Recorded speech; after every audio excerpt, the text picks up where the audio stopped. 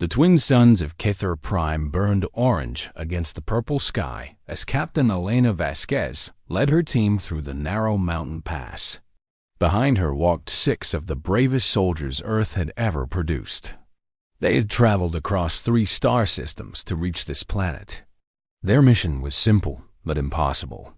They needed to retrieve the Genesis core from the ancient temple on the other side of the burning mountains. The Genesis core was humanity's last hope. Back on Earth, a terrible plague was killing millions every day. The alien race called the Vendari had told humans about a cure. The cure existed inside the Genesis core, a device built by an extinct civilization millions of years ago. But the Vendari had also warned them about the Guardian. Elena stopped walking and raised her fist. Her team froze instantly. They had trained together for 5 years. They knew every signal, every movement. Private Marcus Chen moved to her left side. Sergeant Yuki Tanaka covered the right. Behind them stood the twins, David and Daniel Rodriguez, the best heavy weapons experts in the entire human fleet. Dr. Sarah Mitchell stayed in the middle, carrying the extraction equipment needed for the Genesis core, and at the back walked Commander James Okonkwo, the oldest and most experienced soldier among them. The path ahead curved around a massive rock formation. Steam rose from cracks in the ground. The temperature was increasing with every step they took. Elena checked her scanner. The readings made her blood run cold. Something huge was waiting for them around that corner. Something alive and extremely hot.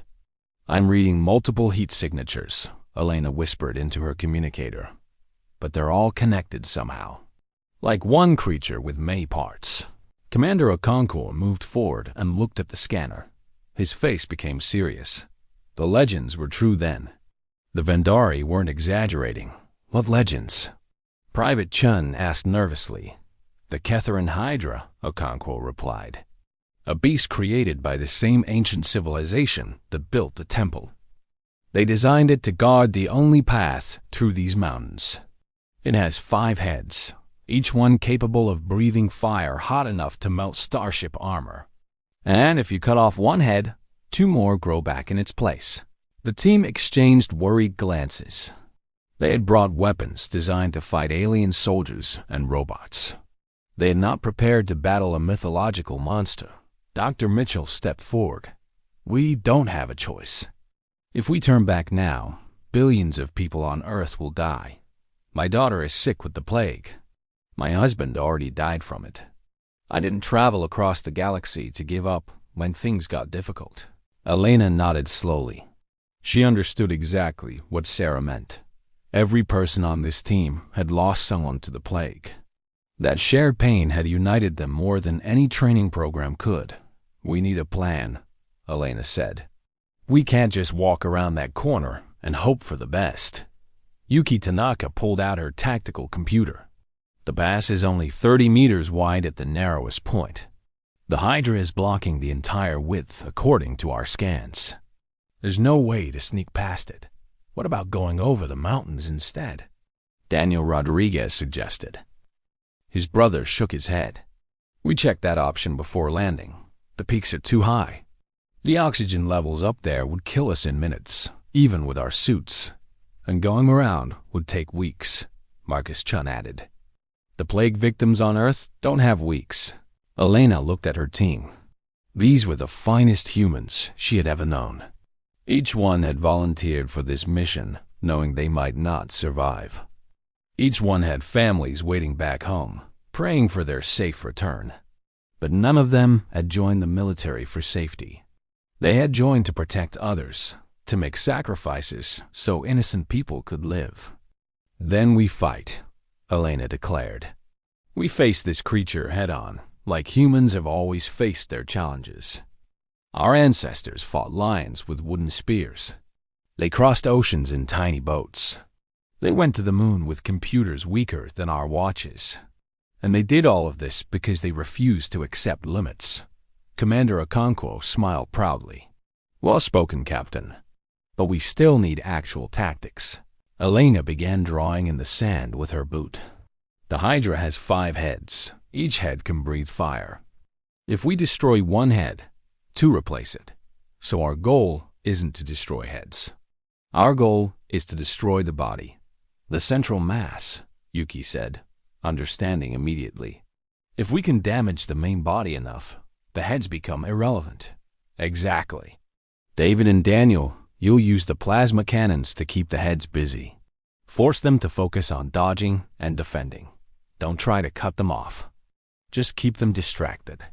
The twins nodded together, already checking their weapons. Yuki and Marcus, you'll move along the edges of the pass. Stay close to the rock walls where the fire can't reach easily. Your job is to find weak points in the creature's scales and mark them for targeting. Understood, they both replied. Commander Okonkwo, you and I will carry the heavy ordnance. We'll hit the body directly with everything we have. Concentrated fire on whatever weak points Yuki and Marcus discover. And me? Dr. Mitchell asked. Elena hesitated. Sarah was not a soldier. She was a scientist. But she was also the only person who knew how to operate the Genesis core extraction equipment. You stay behind cover until the creature is down. We need you alive to complete the mission. If we all fall, you run. Find another way. Take years if you have to. But get that cure back to Earth. Sarah wanted to argue, but she knew Elena was right. The mission was bigger than any individual. Even bigger than the 7 of them combined. The team moved toward the corner. Every heart was beating fast. Every breath came heavy and nervous. But not one person showed fear on their face. They had made their decision. They would fight. Elena stepped around the rock formation first. What she saw made her freeze completely. The Ketharan Hydra was magnificent and terrifying in equal measure. Its body was as large as a small building, covered in scales that shifted between red and black. 5 long necks extended from its shoulders, each ending in a head with burning orange eyes. Steam poured from its nostrils. Its claws dug deep into the rocky ground. And its 5 mouths were filled with teeth longer than human arms. The creature noticed them immediately. All 5 heads turned to face the tiny humans. A sound came from its throats, something between a growl and a roar. The ground shook beneath their feet. Now, Elena screamed. David and Daniel opened fire instantly. Bright blue plasma bolts shot through the air, striking the Hydra's necks and heads. The creature screamed in anger, but did not fall. It was merely annoyed. 3 of the 5 heads opened their mouths. Fire exploded outward in massive streams. The heat was incredible, even from 20 meters away. Elena dove behind a boulder as flames washed over the spot where she had been standing. Marcus and Yuki sprinted toward the walls. The Hydra was focused on the twins and their plasma cannons. It didn't notice the 2 soldiers slipping into position along its sides. Elena grabbed her heavy launcher and loaded a special round. This ammunition was designed to penetrate starship hulls. It was the most powerful portable weapon humans had ever created. She aimed at the creature's chest and fired. The explosion was deafening. Smoke and debris filled the air. For a moment, Elena thought they had won. Then the smoke cleared. The Hydra was still standing. A large wound marked its chest, but the scales were already moving, trying to heal the damage. It regenerates.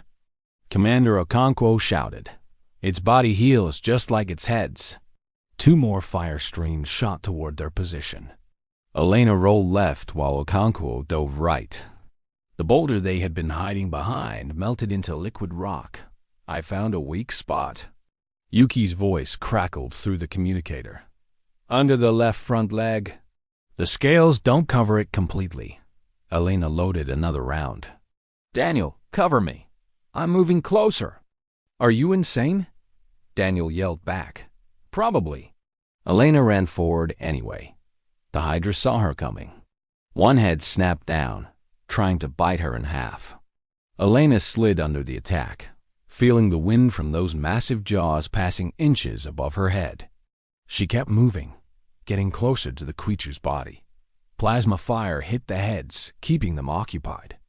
Marcus appeared from nowhere, throwing a grenade directly at the creature's face. The explosion blinded one head temporarily.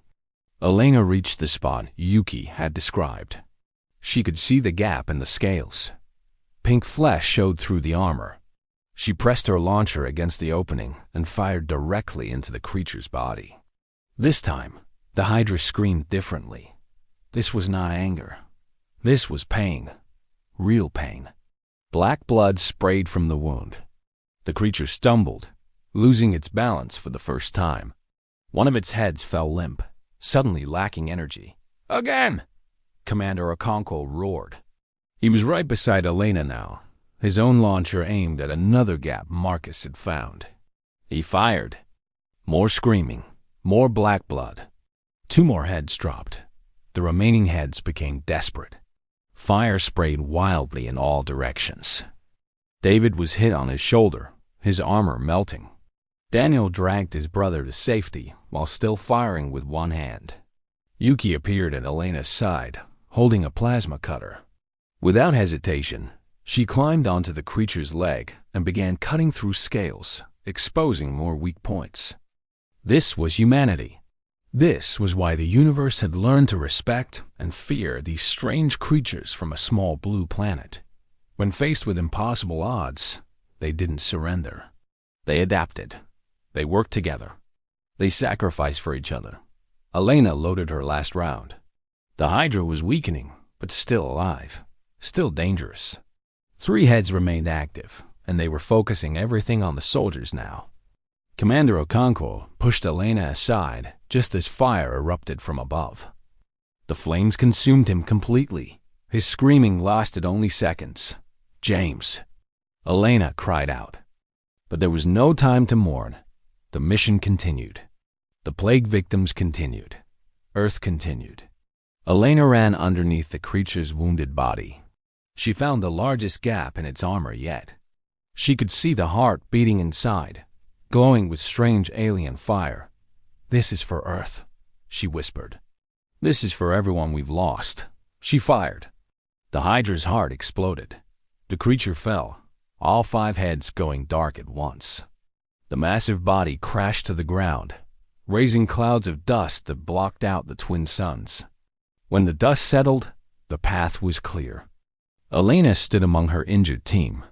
They had lost Commander Okonkwo. David was badly burned. Everyone else was exhausted and wounded. But they were still standing. Dr. Mitchell emerged from her hiding spot, tears streaming down her face. She had watched everything.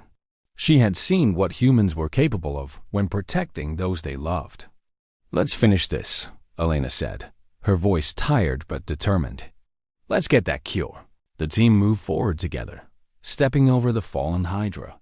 The temple waited ahead, holding humanity's salvation. And nothing in the universe was going to stop them now.